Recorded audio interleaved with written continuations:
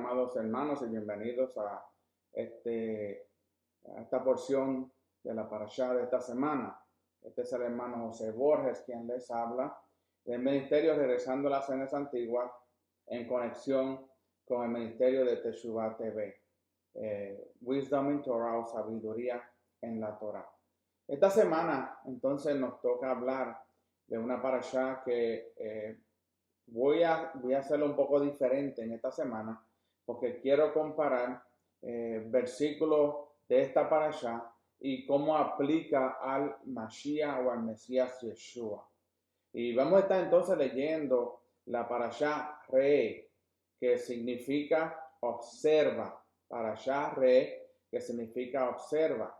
Y vamos a estar hablando del libro de Deuteronomio, capítulo 11, versículo 26, al capítulo 16, versículo 17. En la Haftorah seguimos hablando entonces del profeta Isaías en el capítulo 54, versículo 11 y el capítulo 55, versículo 5. De las escrituras apostólicas también seguimos hablando del Hit Galú o del libro de Revelación en su capítulo 7, versículo 9 al capítulo 9, versículo 21. Nuevamente este es Parashá Re.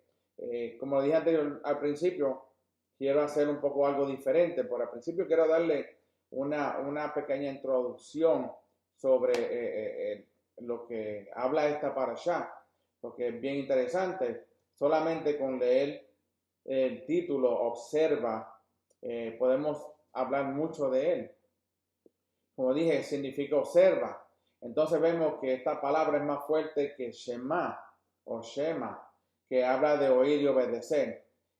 Obedecer tiene que ver con una percepción más profunda, una visión interior por los ojos del corazón. Una cosa es escuchar y otra cosa es observar, que es muy diferente. Cuando uno observa, tiene una percepción más profunda de las cosas que está escuchando, está observando. Y aquí vamos a ver en esta parashá, en esa profundidad, esa percepción más profunda, vamos a ver entonces la conexión que tiene a varios versículos con el Mesías Yeshua. Comencemos leyendo el capítulo 12, versículo 30, y habla de esta manera. Dice: cuídate de que no seas atraído tras ellos, después que hayan sido destruidas delante de ti, y de no buscar sus dioses diciendo: ¿cómo servían estas naciones a sus dioses para que yo haga lo mismo?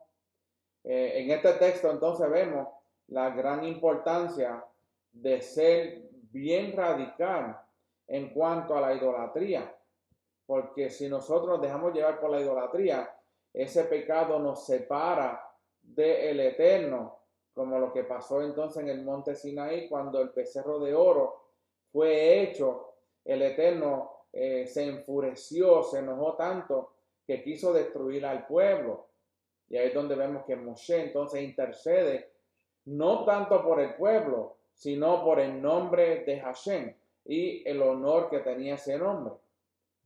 Y anteriormente ya hemos hablado cómo Moshe intercede, hablándole y diciéndole al Eterno que el pueblo que él había sacado, que el pueblo él había traído al desierto para llevarlo entonces a la tierra prometida, que cómo lo iba a destruir. Ya hemos hablado de esas cosas, pero entonces nos toca a nosotros ser bien radical en cuanto a la idolatría y todo lo que tiene que ver con el culto pagano. Muchas veces pensábamos que el culto pagano era solamente cultos oscuros o cultos de degollar una gallina o de un animal o todos estos cultos de satánicos, y nunca nos habíamos parado detenido a pensar que cualquier idolatría, ya sea adorar a otros dioses, a las imágenes, es pagano. Esto puede ser tan radical que hasta que hay que estar dispuesto a entregar los familiares más íntimos a la Corte de Justicia para su ejecución en el tiempo de Israel. En el Israel eso es lo que hacían.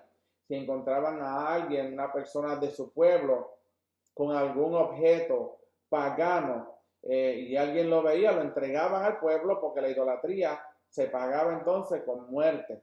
O también era expulsado a la persona del campamento de Israel. Y también al eliminar todos los habitantes de una ciudad y quemar como ofrenda al Eterno, de manera que nunca más se fuese a reconstruir. Vemos que en el pueblo de Israel el Eterno es un Eterno, un Elohim, que es muy celoso, especialmente cuando hablamos de la idolatría. La idolatría, entonces vemos que es tan maligna y tan contagiosa que la Torah establece un comportamiento sumamente violento para erradicarla de en medio de Israel. La idolatría. Si se acuerdan, en una de las parashas anteriores, o si todavía no hemos llegado a ella, no me acuerdo dónde se encuentra, pero yo sé que se encuentra en el libro de la Torah, donde, sí, en la parashá Balá, cuando Balá envía a Balaam a un plan malévolo de enviar mujeres para que fuesen a juntarse con los hombres del pueblo de Israel, pero no tanto fue la unión entre ellos, sino que ellas celebraban un culto de idolatría, cuando las mujeres en los diferentes imperios, Moab, también hablamos de Jericó, cuando las mujeres se entregaban a los hombres, estaban haciendo muchas veces un pacto de idolatría por sus dioses, a entregar su virginidad o a entregarse a muchos hombres.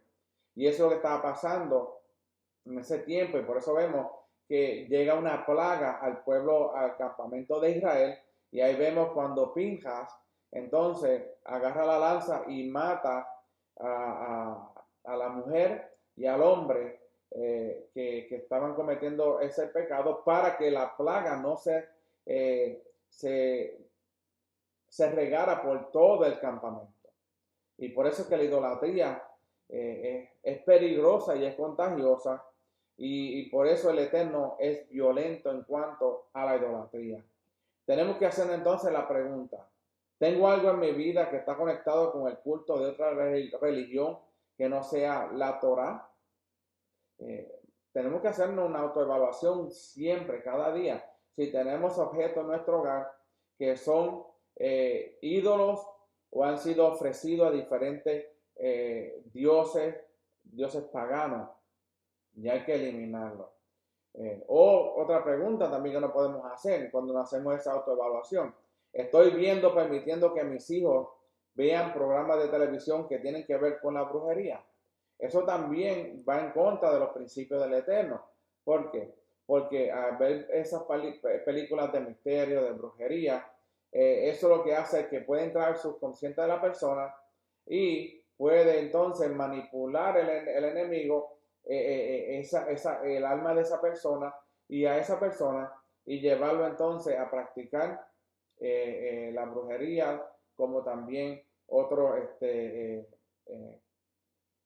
cultos paganos. Si vemos entonces algo en nuestras vidas que puede dar lugar a la idolatría, hay que ser violento con uno mismo, como nos dice el rabino Yeshua al revés en Mateo 5:29, que dice: si tu ojo derecho te es ocasión de caer, arráncalo y échalo de ti. La idolatría para el Eterno es sumamente abominación ante su presencia. Por eso es que cuando el Eterno saca al pueblo de Israel, al pueblo de Israel de Egipto, lo saca porque tiene que enseñarle que Él es un Dios solo, un Elohim, el único, y que no podían adorar a otros dioses. Ellos vivieron muchos años bajo el imperio egipcio, y cuando vemos las plagas que caen, los macots que caen sobre el pueblo de Egipto, son dirigidas exactamente a esas deidades de los egipcios. Debemos tener una actitud muy radical contra la seducción, incluso en nuestras propias vidas. La gente hoy en día busca experiencias espirituales, donde no tiene que buscarla. Buscan milagros, señales y profecías, y es un peligro con eso. Por eso es que el Yeshua dice que llega el momento que dirá, mira, aquí está el Mesías. Le dice, no vayan porque ese no es el Mesías. Y tenemos que tener cuidado en estos tiempos. Pues en estos tiempos se han levantado muchos líderes religiosos que se hacen pasar por profetas y traen profecías que están fuera de la Torah. Y eso es lo que mucha gente le gusta. Eso es como las personas que llaman al 1-800 para preguntar de su vida, de que cuál es el futuro que le espera. Eso también va en contra de los principios del Eterno. Y hay que tener mucho cuidado. Le importa tanto si las fuentes de estas manifestaciones están afines con la Torah o no. Al Eterno siempre está pendiente de que lo que el hombre hace esté afinado, esté dirigido y esté en concordancia con la Torah. A él les importa más a la gente la sensación que estas experiencias que producen en sus almas y en sus cuerpos que la revelación pura de la palabra del Eterno. Y eso lo estamos viendo hoy en día en las diferentes congregaciones, en las iglesias, cuando invitan a un profeta, invitan a un apóstol, con una revelación supuestamente nueva, y eso es un peligro, y la gente le gusta escuchar a esas personas, les gusta oír lo que ellos quieren oír. Ok, me va a decir qué profeta me va a decir a mí? Estaré yo correcto. Pero la única profecía que nos da a nosotros la verdad de cómo debemos comportarnos y vivir es la Torah. Toda profecía que no esté basada en la Torah va en contra de lo establecido por el Eterno.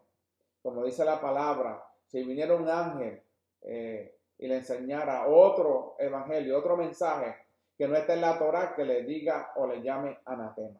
A un ángel que venga a hablar fuera de lo que ya está establecido en la Torah que el Eterno le dio a Moshe.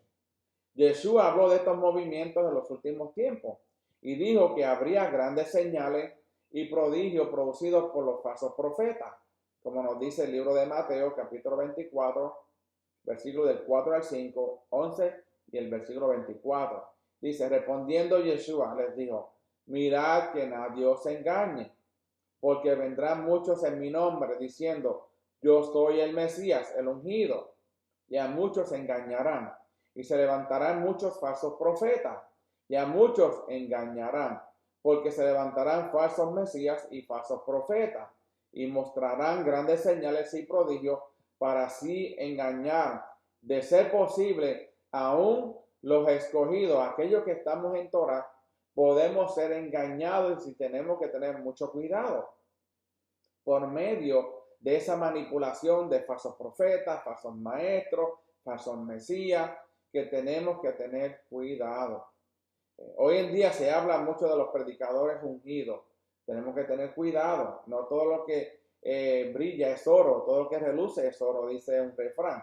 Tanto en la Torah de Moshe como en los profetas de las Escrituras, como en la misma boca del Mesías, hay advertencias muy claras contra los profetas falsos.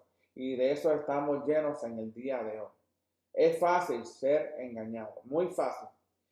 Si nosotros nos dejamos llevar por nuestras emociones, muy fácil podemos ser engañados si nosotros no estamos cimentados sobre esa roca que es la Torah. Las apariencias pueden engañarnos. Nuestras emociones pueden hacer que nosotros creamos en los profetas falsos y que nos metamos en movimientos engañosos. Muchos movimientos han venido desde los tiempos de Yeshua para acá y desde antes de Yeshua. Muchos movimientos en contra de la Torah.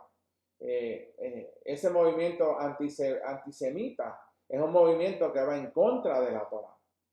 Y hay que tener mucho cuidado porque se puede colar cualquier enseñanza en las congregaciones, aún en las congregaciones de las raíces hebreas mesiánicas, se puede colar un pensamiento que va en contra de la Torah. Por eso la Torah de Moshe nos dice a nosotros cómo podemos saber si los profetas son verdaderos o falsos. si dicen que la ley de Moshe pasó a la historia o que ha sido abolida por medio del Mesías, son falsos profetas, porque la ley, la Torah no fue abolida por el Mesías. ¿Ok? Por muchos milagros que hagan, son falsos. La regla que nosotros entonces tenemos para medir a los profetas no es si tienen poder o no, sino su poder, su mensaje y ante todo su estilo de vida personal que esté de acuerdo a la Torah de Moshe. Si la persona que viene al profeta o la persona que viene a traer mensaje, que viene a hablar de que si la ley fue abolida y no está de acuerdo a la Torah, es un mensajero falso. Y nosotros tenemos la clave, tenemos la fórmula de cómo reconocer a aquellos que son falsos profetas. Si nosotros no vamos con las enseñanzas que nuestro Yeshua Mashiach nos ha enseñado, vamos a caer. Y estamos viviendo unos tiempos bien difíciles. Estamos viendo lo que está sucediendo en el mundo entero, especialmente contra Israel. Estamos viendo las noticias, que el escenario ya se está preparando. Ya los que juegan los papeles en ese escenario, en esa obra, se están preparando. Y nosotros tenemos más que nunca en los tiempos de hoy seguir lo que el Mesías enseñó y lo que la Torah de Moshe nos enseña a nosotros. El que enseña que Yeshua no es el Mesías de Israel es un profeta falso, porque se ha apartado de la Torah de Moshe, que escribe de él en todas las páginas. Y vemos que aquel que diga que el Mesías Yeshua no es el Mesías va en contra de lo que fue establecido en la Torah por Moshe, que el Eterno le dio esa palabra para que creyeran en él por medio de Yeshua. Si Yeshua es la Torah viviente, ¿cómo podemos decir que la ley fue abolida? Es imposible pensar de que la ley fue abolida si Yeshua mismo habló de ella cuando estuvo caminando en los tiempos del primer siglo. Lo que vemos entonces, lamentablemente, que ha sido muy extendida por el mundo, que presentan entonces a un Jesús como el fundador de una nueva religión. Este no tiene como un sentido, porque el verdadero Yeshua HaMashiach no vino a establecer una religión.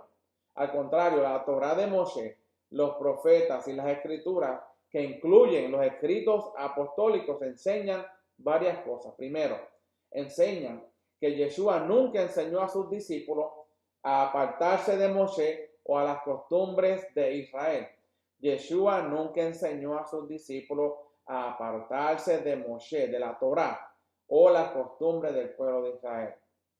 Segundo, Yeshua nunca fundó una nueva religión, ni dijo que sus seguidores lo hicieran. Yeshua, cuando él caminaba en el primer siglo, en su tiempo, él iba a la sinagoga en los días de Shabbat, en el séptimo día, el día de descanso o el día de reposo, como fue establecido desde el primer momento que el Eterno comienza a crear los cielos y la tierra. En el séptimo día dice que él descansó de toda su obra. Entonces vemos que Yeshua mismo iba a los Shabbat a la sinagoga. Y tercero, Yeshua nunca mezcló sus enseñanzas o prácticas con elementos paganos. Yeshua nunca enseñó nada que estaba fuera de lo establecido en la Torah. Por lo tanto, podemos decir, el cristianismo que ha hecho todas estas cosas no es un producto del Mesías de Israel, ni de sus seguidores, sino el resultado de una gran apostasía que es mencionada por los discípulos y Yeshua en los escritos apostólicos, haciendo referencia a 2 de Pedro, capítulo 2, el libro de Judas, Hechos capítulo 20, versículo 29 al 30. Si Yeshua hubiera hecho alguna o varias de estas tres cosas, no sería constituido el Mesías prometido a Israel, según las escrituras inspiradas. ¿Ok? Es tiempo entonces de denunciar la mentira que se ha divulgado acerca de ese justo y santo, para que el mundo judío y cristiano vea que Él es verdaderamente el que las escrituras hablan de Él. Es tiempo de dejar de dibujar caricaturas del verdadero Mesías, y si no, mostrar su cara judía y su enseñanza de la Torá y de las tradiciones de Israel de esa época. Él nunca dejó de ser judío. Él era de la tribu de Judá, él practicaba el Shabbat, él cumplió toda la Torá, todo lo que a él requería que cumpliera, él todo lo hizo. Aún antes de ser entregado a la muerte, todos coincidían en que no había ningún delito en él, porque no había pecado. No encontraron testigos que pudieran decir nada en contra de él. Era imposible entonces encontrar desobediencia a los mandamientos en este hombre, porque no rompió con el Shabbat, ni con nada de la Torá que Moshe, ni con el judaísmo de la época, él había practicado. Él nunca rompió nada de lo que había establecido en la Torá de Moshe y en lo que se practicaba en ese tiempo, la Torá. ¿Ok? Y vemos que hoy en día estamos viviendo en un tiempo bien peligroso, porque hay muchas doctrinas, muchas teologías que quieren desviar aún a aquellos que son escogidos. Ahora bien, ahora quiero entonces comenzar a hacer el paralelismo y la conexión que hay en varios versículos de esta parashá Re con el Mesías. Leemos entonces el capítulo 11, versículos 26 al 28. Y dice: observa, hoy pongo delante de vosotros una bendición y una maldición.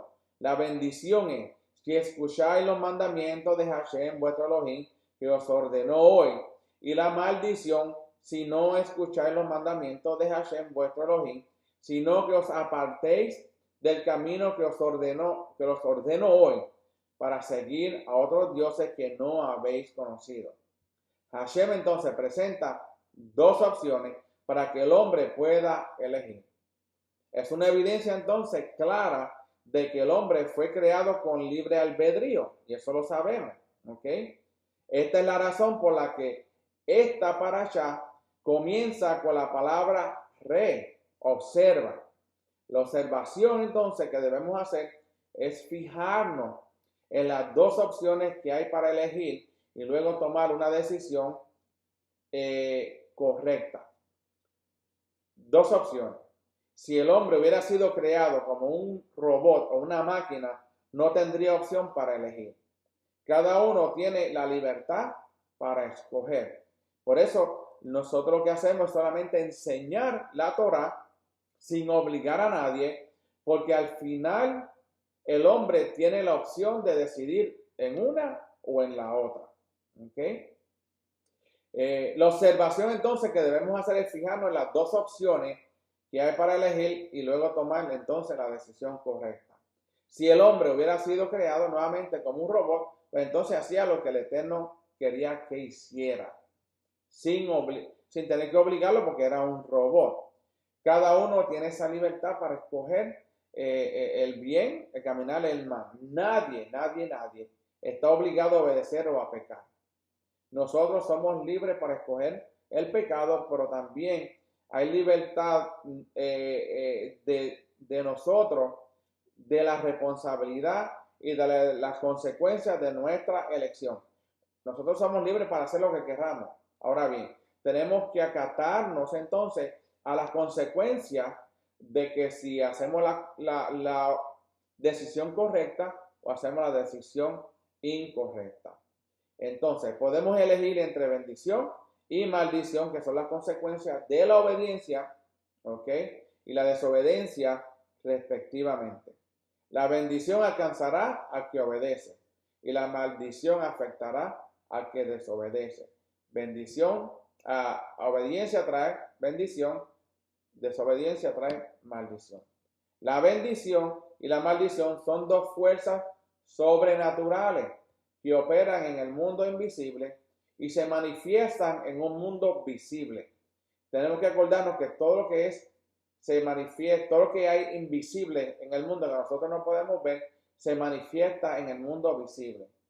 Entonces, a base de este versículo, los sabios afirman, todo el que crea en la idolatría es como si hubiera negado a la Torá. Este versículo entonces, en la parashá, vemos al Mashiach en este versículo, en el versículo 11-28, que dice, y la maldición, si no escucháis los mandamientos de Hashem, vuestro Elohim, sino que os apartéis del camino que os ordeno hoy, para seguir a otros dioses que no habéis conocido. Yeshua dijo, él dijo estas palabras, yo soy el camino, haciendo referencia a Juan 14:6. ¿Ok? Así que el camino del cual Moshe está hablando no es solamente la obediencia a los mandamientos, sino el carácter, la vida y la conducta del Mesías Yeshua. El que se aparta de Yeshua, el camino, después de haberlo conocido, tendrá maldición y finalmente perderá su salvación. Vemos que desde el principio en este libro de Deuteronomio estamos viendo la relación y la conexión que hay de los versículos en Deuteronomio con lo que Yeshua era y lo que fue. El capítulo 12, versículo 23 dice, solo cuídate de no comer la sangre, porque la sangre es la vida, y no comerás el alma con la carne. Y este es Deuteronomio capítulo 12, versículo 23. La segunda parte del versículo significa, según Rashi entonces, que no se puede comer un miembro de un animal vivo. En otras palabras, no se puede comer la carne de un animal mientras que su alma, en hebreo, nefesh, esté en él. La gente dirá, pero los animales tienen alma. Sí, tienen alma. Tienen espíritu también, porque el espíritu es el que da vida. Lo que pasa es que los animales tienen un nefesh, un alma inferior al de los hombres. Los hombres tienen un nefesh superior a ellos. Entonces, ¿cómo vemos al Mashiach en esta parashá? El 12:23 que leímos dice, la sangre es la vida y no comerás la vida con la carne. Está prohibido comer la sangre de los animales porque la vida está en la sangre. Sin embargo, tendrá la vida eterna todo aquel que recibe la sangre del Mesías, que es su vida, lo cual tiene que ver con el resultado de un sacrificio y también con la vida espiritual de la Torá, porque Yeshua es la Torá viviente. No podemos descartar de que la Torá haya sido abolida. No podemos decir que la Torá haya sido abolida porque Yeshua mismo es la Torá viviente. Cuando Yeshua vino y caminó en medio de su pueblo, él era el verbo, él era aquel verbo que fue en el principio, como dice Juan en capítulo 1, y el verbo era Dios y el verbo era con Dios, ¿ok? El verbo era, él fue el verbo creado, el verbo estaba con Elohim, y por ese verbo todas las cosas fueron creadas, y él es la Torá viviente. Él vino a cumplir y a enseñarnos a cómo practicar y cómo obedecer y aplicar la Torá en nuestros tiempos. La Torá no ha vencido. La Torá es un documento que no tiene expiración. Sigue ayer, hoy y para siempre. El Eterno es el siempre ayer, hoy y para siempre. La Torá es ayer, hoy y para siempre. Nunca ha cambiado, nunca ha dejado de ser. Ahora por ahí quieren hacer una escritura hablando de un líder religioso grande que dice que ya la Biblia, la Torá, no está al tiempo de hoy, que hay que reescribirla nuevamente. Yo digo, eso es un error gravísimo. Eso es una abominación en contra directamente al Eterno, porque el Eterno fue el que dio esa Torá para cada uno de nosotros, especialmente el pueblo de Israel, Moisés, y para los que iban a llegar luego. Continuamos con el capítulo 15, verso 2, y dice, así Así se hará la remisión. Todo acreedor hará remisión de lo que haya prestado a su prójimo. No le exigirá de su prójimo ni de su hermano, porque se ha proclamado la remisión de Hashem. Sabemos que en el séptimo año el pobre era liberado de toda su deuda, incluso de toda esclavitud. De la misma manera, cuando vuelva el Mesías para el séptimo milenio desde Adán, todos los que han puesto su esperanza en él experimentarán la plena libertad de las deudas causadas por todos sus pecados y la libertad eterna de la esclavitud del pecado y de la muerte. Sabemos bien que el Mesías, cuando vino, él vino a eliminar la consecuencia del pecado, que era la muerte. ¿Ok? Somos esclavos al pecado, pero una vez que el Mesías, uno acepta al Mesías, y llega el momento en que llega nuestra muerte o venga el tiempo de él recoger a su pueblo, él va a eliminar entonces la muerte por completo. Mientras tanto, muchos de nosotros, pues, yo sé que nadie es perfecto, cometemos errores, pero tenemos entonces a Yeshua, donde nosotros vamos y pedimos perdón por nuestros errores.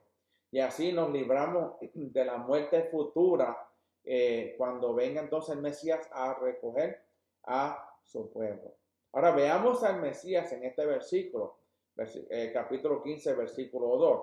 Dice, y esta es la manera de la remisión: perdonará su deudor todo aquel que hizo empréstito de su hermano, con que obligó a su prójimo, no lo demandará más a su prójimo o a su hermano, porque la remisión de Yahweh es pregonada. Vemos entonces que ¿quién hizo esa remisión de pecado? El Mesías. El Mesías, entonces vemos que él vino ¿a qué? A rectificar el plan del Eterno y a reconciliarnos a nosotros con el Padre. Y de la misma manera, él va a regresar y durante ese séptimo milenio, él va a reinar y nos va a librar de la esclavitud y del pecado. ¿Okay? Y vemos el Mesías. El Mesías está en toda la escritura desde el principio, desde la creación. Como mencionado anteriormente, él fue esa luz, la primera luz que el Eterno creó.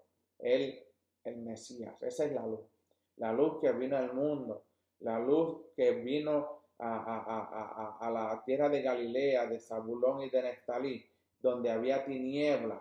Esa es la luz que vino. Ese es nuestro Mesías.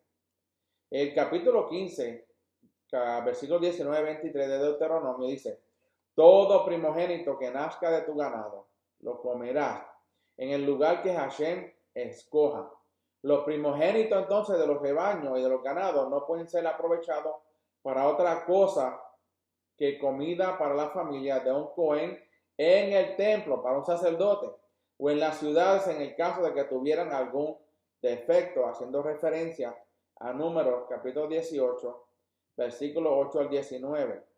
Hoy en día entonces en Israel, como no hay un templo, los primogénitos de estos animales son marcados y dejados juntos con el rebaño y ganados hasta su muerte natural. Y no se saca ningún beneficio de ellos. Qué interesante que en Israel los primogénitos de los animales los marcan y los dejan hasta que mueran.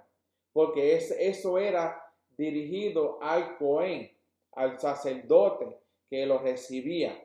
Ahora, hablando entonces del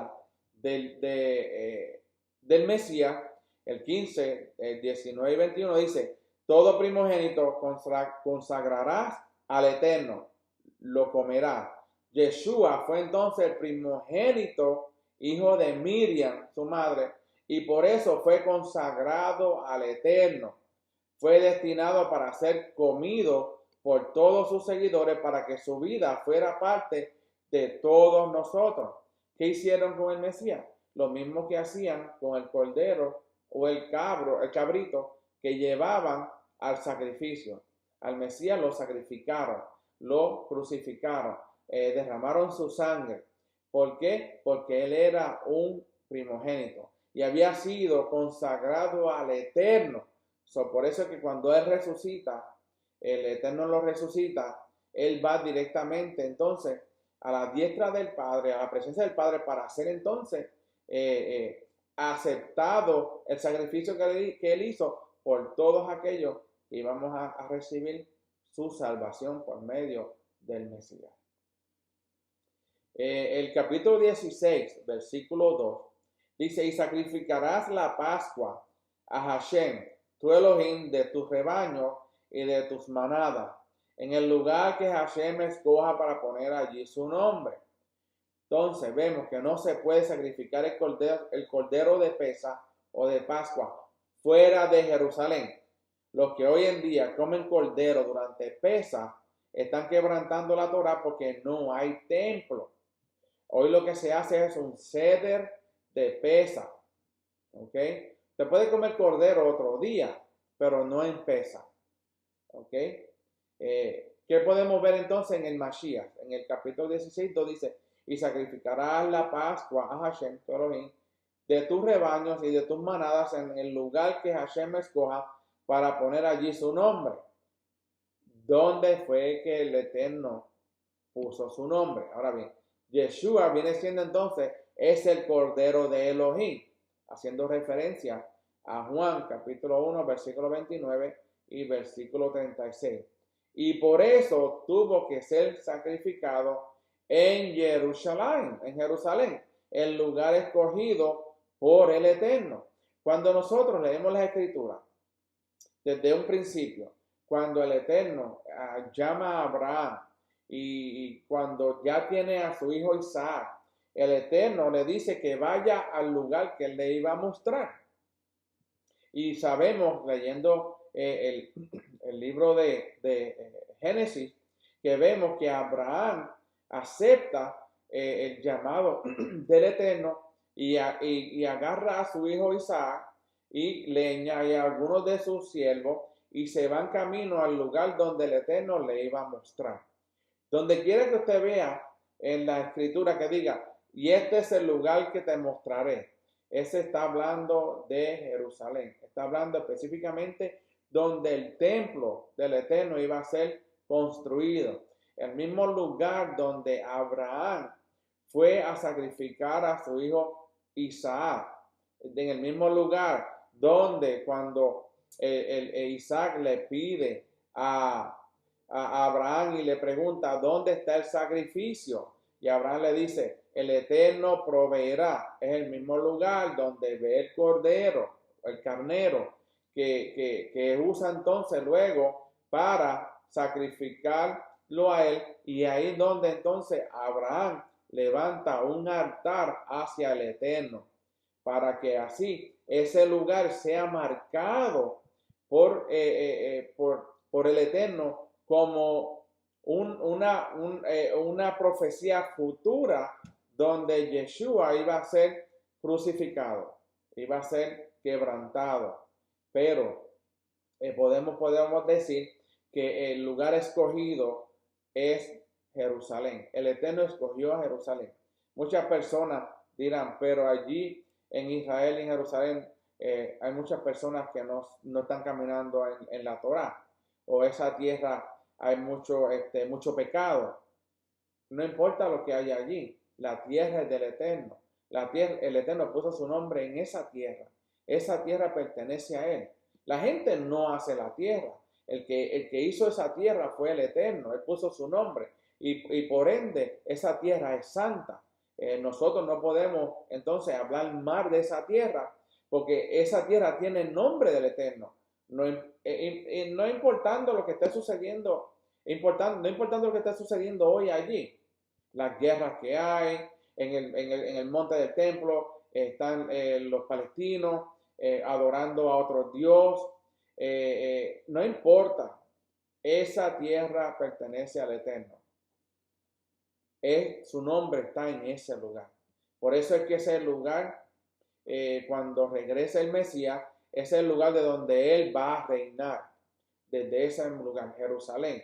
va a ser la capital del mundo, porque es el lugar escogido por el Eterno. Es donde la nueva Jerusalén bajará de los cielos. Tantas cosas que tenemos que aprender sobre Jerusalén e Israel. Tenemos que orar por Jerusalén todos los días. El capítulo 16, versículo 2, pues hablaba de eso y nos estaba hablando el por qué Yeshua era el Cordero de Elohim. Él fue la profecía cumplida desde un principio. Y vemos que en el 16:4 nos dice, no se dejará ver levadura contigo en todo tu término por 7 días, y de la carne que matares a la tarde del primer día no quedará hasta la mañana. Y aquí estamos hablando del pan sin levadura. Una vez que pasaba la Pascua, venía entonces 7 días de pan sin levadura. Ahora bien, ¿qué relación tiene este versículo con el Mesías? El capítulo 4 del capítulo 16, versículo 4 dice, de la carne que sacrifiquen en la tarde del primer día, no quedará nada para la mañana. Ahora bien, Yeshua tuvo que morir a la misma hora que el sacrificio del Cordero Pascual. La escritura no sale de su contexto. La escritura, desde Génesis hasta el libro de Revelación, todo está conectado.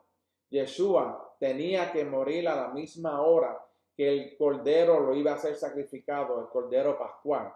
Cuando llegó la noche, ya estaba muerto, y los hijos de Israel se reunían entonces para comer el Cordero de Pesa.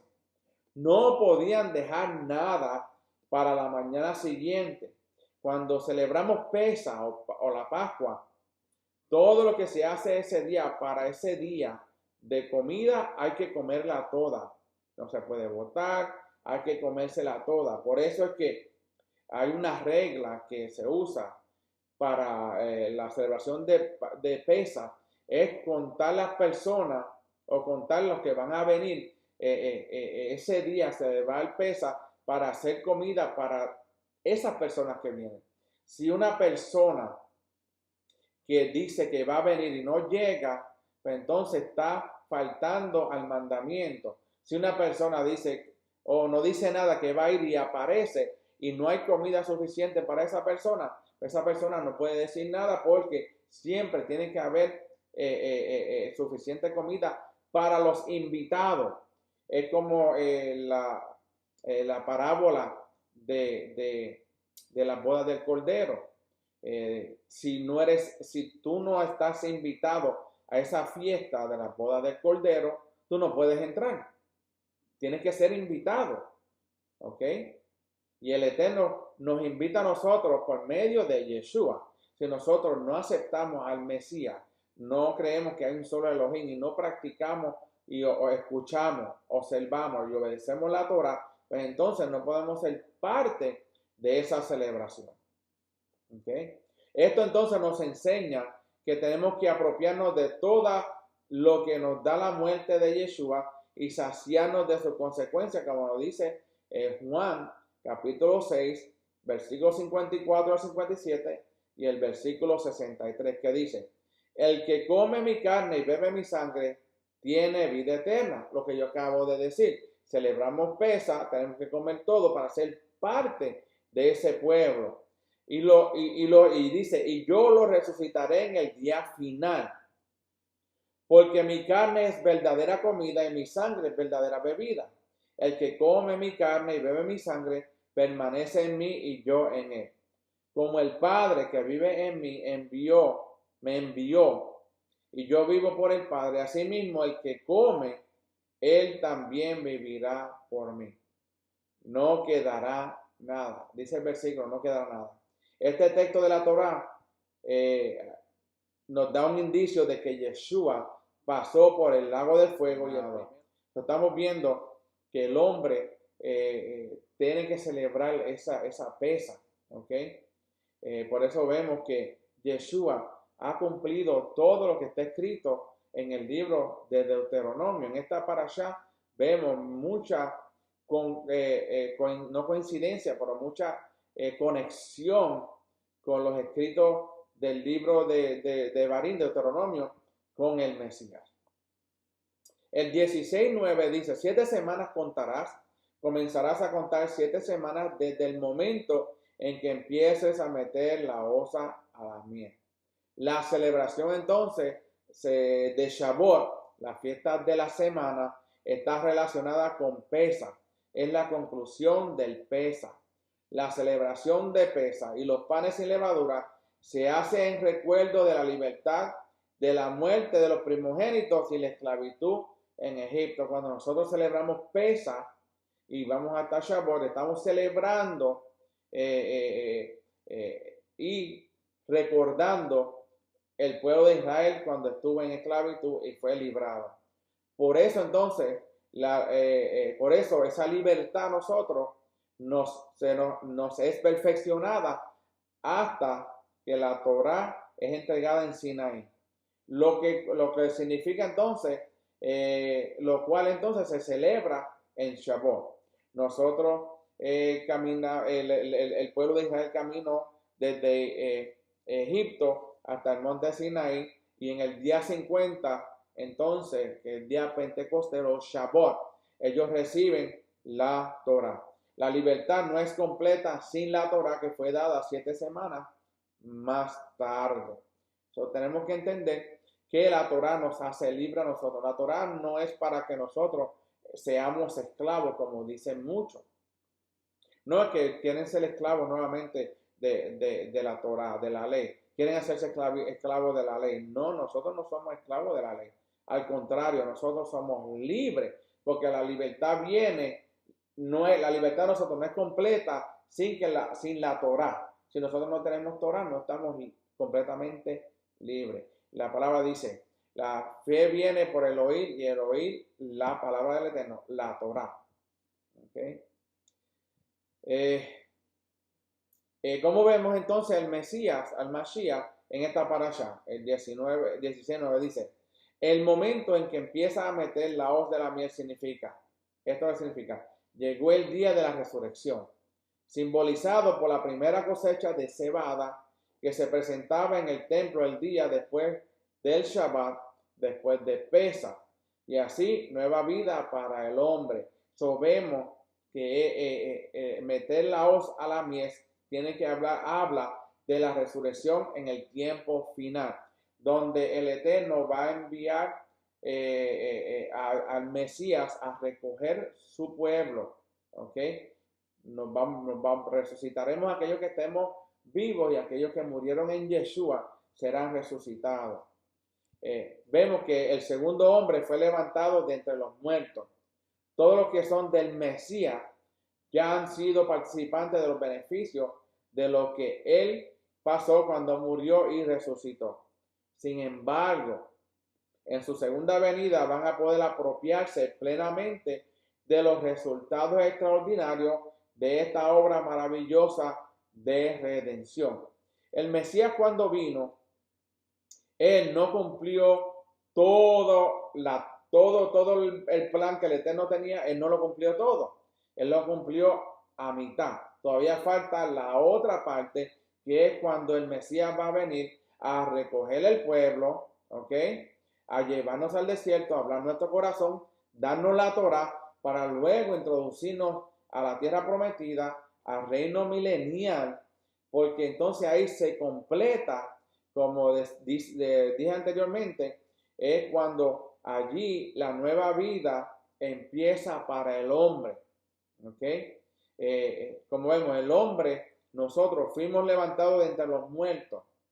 Todos los que son del Mesías, somos participantes de los beneficios de lo que él hizo cuando murió. Pero todavía falta otro beneficio, el beneficio de que cuando él regrese, ¿ok? Que es su segunda venida, que entonces ahí nos vamos a apoderar plenamente de los resultados y de los beneficios de la obra de la redención del Mesías. El 16:9 dice, 7 semanas. Hubo 7 semanas entre la salida de Egipto hasta la entrega de la Torá en Sinaí. Egipto simboliza el huerto del Edén según Génesis 13:10. ¿Ok? De la misma manera, entre la salida del huerto del Edén, de los primeros hombres, hasta la entrega de la nueva Torá, habrá 7,000 años, 1,000 años por semana. Ahora han pasado casi 6,000 años desde Adán y Jabá. Y luego habrá 1,000 años de Shabbat antes de que pasen los cielos y la tierra. Estamos hablando del reino milenial, que durará 1,000 años, haciendo referencia al libro de Revelación 20:21.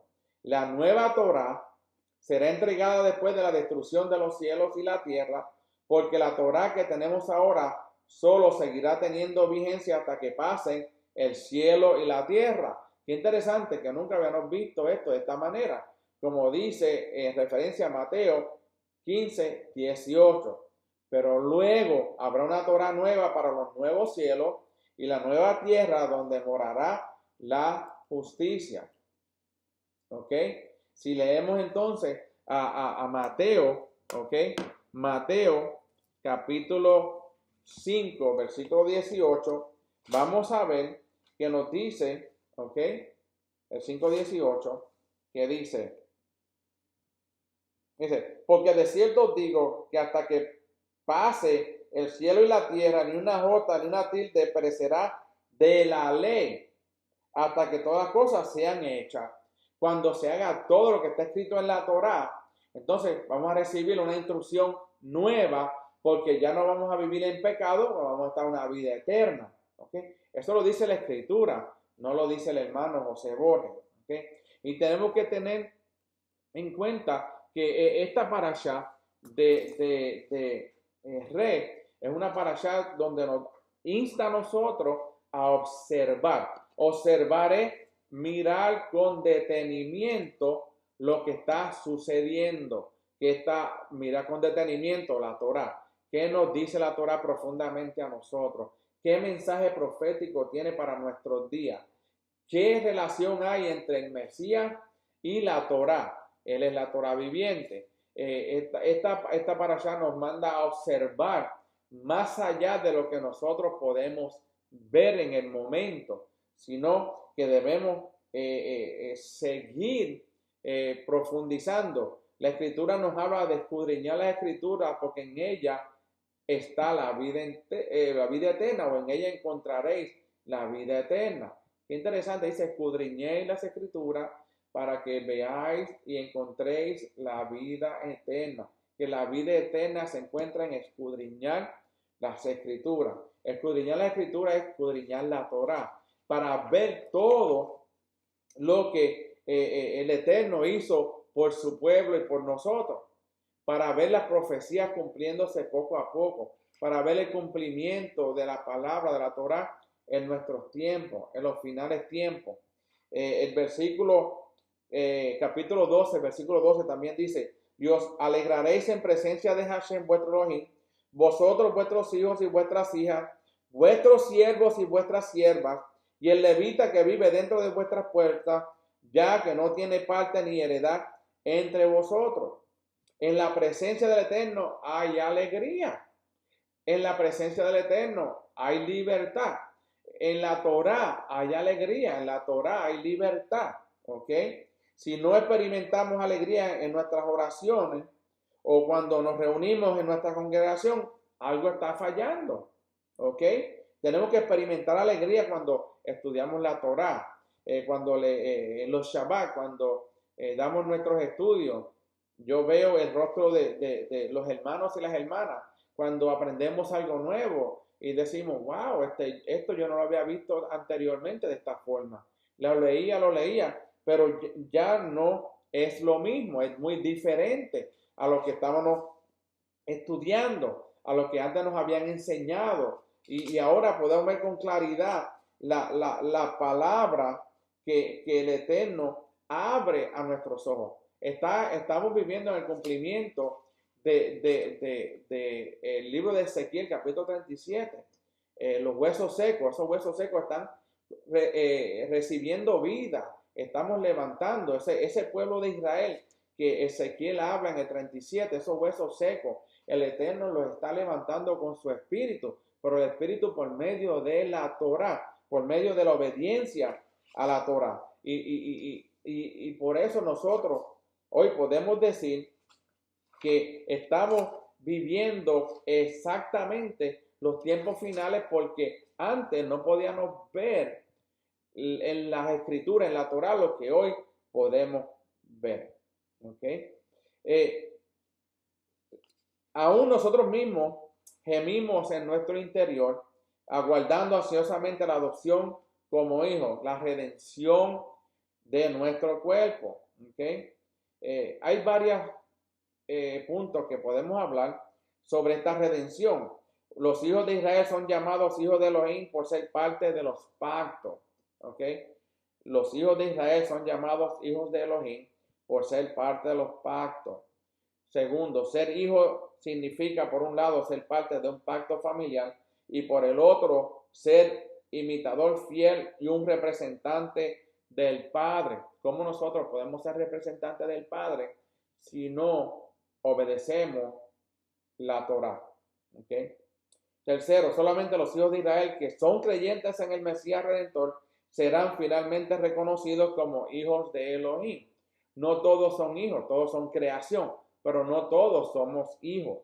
Hasta que nosotros seamos creyentes en el Mesías y en su Torah y creer que hay solo un Elohim.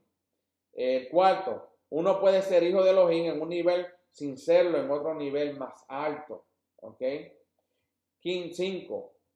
Los santos que vivían antes de Yeshua fueron salvos por medio de la fe en él, que había prometido la venida del Mesías sufriente, pero no podían experimentar la regeneración de sus espíritus porque el Mesías Yeshua todavía no había resucitado.